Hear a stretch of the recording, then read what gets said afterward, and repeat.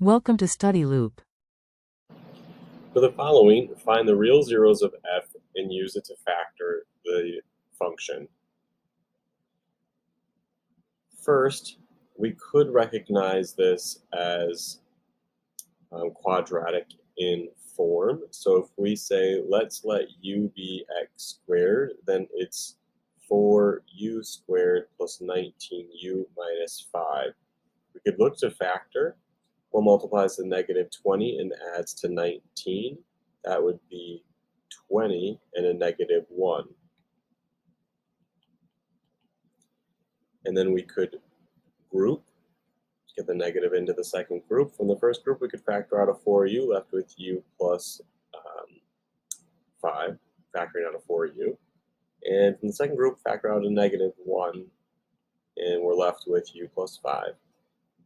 So we have a common quantity u plus 5, and what we took out, 4u minus 1, and this is equal to 0.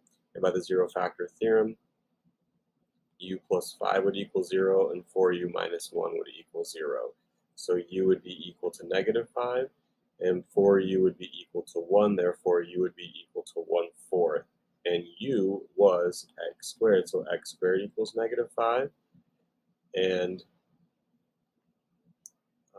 x squared equals 1/4. Well, if we square root x squared minus 5, we're going to get imaginary roots because we're square rooting a negative. But we can still think of x squared plus 5 as a factor. But we can square root both sides of 1/4. And it would be positive and negative square root of 1/4, which is positive and negative 1/2. So our real zeros are negative 1/2 and positive 1/2. The factored form would be f of x equals x squared minus 5 times x minus 1/2, or 2x plus 1 and 2x minus 1. This would multiply to 4x squared plus 19, 4x to the 4th, plus 19x squared minus 5.